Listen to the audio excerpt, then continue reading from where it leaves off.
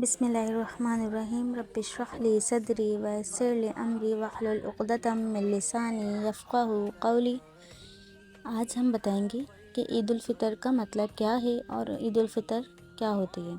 عید الفطر ہجرت کے دوسرے سال شروع ہوئی۔ عید الفطر رمضان المبارک کی عظیم عبادتوں کے بعد اللہ تعالیٰ کی طرف سے عطا کردہ انعام اور خوشیوں کا موقع ہے، جس میں نہ صرف اللہ کا شکر بجا لانا مقصود ہے بلکہ مسلمان آپس میں محبت، اخوت اور ہمدردی کا عملی مظاہرہ بھی کرتے ہیں۔ رسول اللہ صلی اللہ علیہ وسلم نے مدینہ منورہ آ کر اہل مدینہ کے سابقہ 2 تہواروں کو موقوف فرما دیا اور فرمایا، اللہ نے تمہیں ان کے بدلے ان سے بہتر 2 دن عطا فرمائے ہیں، یوم الضحیٰ اور یوم الفطر۔ اس سے معلوم ہوا کہ عید الفطر اللہ کی طرف سے عطا کردہ خصوصی دن ہے جو ایمان اور اطاعت کے بعد حاصل ہوتا ہے۔ عید الفطر کی سب سے بڑی خصوصیت صدقۃ الفطر ہے، جو نبی کریم صلی اللہ علیہ وسلم نے ہر مسلمان پر لازم قرار دیا تاکہ روزے دار کے روزے لغویات اور بے فائدہ باتوں سے پاک ہو جائیں اور محتاجوں کے لیے کھانے کا انتظام ہو۔ حضرت عبداللہ بن عباس رضی اللہ عنہ روایت کرتے ہیں، ترجمہ: رسول اللہ صلی اللہ علیہ وسلم نے صدقۃ الفطر کو فرض کیا تاکہ روزے دار کے لیے روزے کی لغویات اور کوتاہیوں سے پاکیزگی ہو اور مسکینوں کے لیے کھانے کا سامان ہو۔ اس کا مقصد یہ ہے کہ کوئی بھی شخص عید کی خوشیوں سے محروم نہ رہے۔ رسول اللہ صلی اللہ علیہ وسلم عید کے دن غسل فرماتے، اچھے کپڑے پہنتے، خوشبو لگاتے اور نماز کے لیے پیدل تشریف لے جاتے۔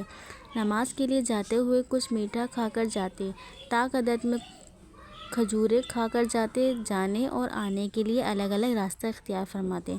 حضرت جابر بن عبداللہ رضی اللہ عنہ سے روایت ہے کہ نبی کریم صلی اللہ علیہ وسلم عید کی نماز کھلے میدان میں ادا کرتے اور راستے میں تکبیر بلند کرتے۔ صحیح بخاری۔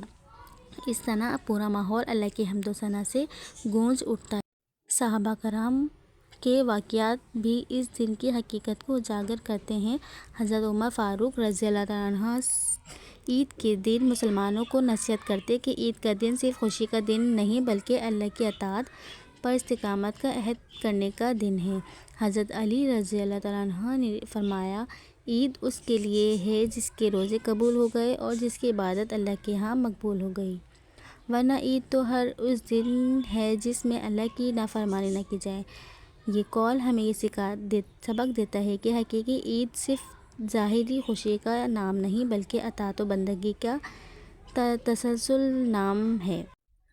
تاریخ میں ایسے واقعات بھی ملتے ہیں کہ صحابہ کرام عید کے دن یتیموں، بیواؤں اور غربا کے گھر میں جا کر انہیں عیدی کی خوشیوں میں شامل کرتے۔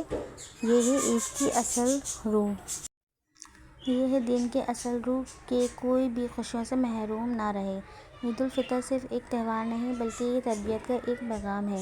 رمضان المبارک میں روزے ہمیں صبر، تقویٰ، ایثار اور ہمدردی سکھاتے ہیں اور عید ہمیں یہ یاد دلاتی ہے کہ یہ اوصاف صرف رمضان تک محدود نہ رہیں بلکہ باقی زندگی میں بھی جاری رہیں۔ یہی وجہ ہے کہ نبی کریم صلی اللہ علیہ وسلم نے فرمایا، ترجمہ: جس نے رمضان کے روزے رکھے اور پھر شوال کے 6 روزے رکھے، گویا اس نے پوری زندگی کے روزے رکھے۔ یوں عید الفطر ہمیں یہ سبق دیتی ہے کہ اصل خوشی اللہ کی رضا میں ہے، اصل کامیابی گناہوں سے بچنے اور نیکیوں پر قائم رہنے میں ہے۔ یہ دن نہ صرف ہمارے لیے شکر گزاری کا ہے بلکہ امت مسلمہ کے اتحاد، اخوت، مساوات اور ایثار کا عملی مظاہرہ کرنے کا بھی دن ہے۔ اگر ہر مسلمان عید کے دن کو اسی اصل روح کے ساتھ منائے تو یہ دن صرف رسمی خوشی کا دن نہ رہے گا بلکہ پوری امت کے لیے ایمان و عمل کی نئی روح اور اتحاد کا عملی اعلان بن جائے گا۔ شکریہ۔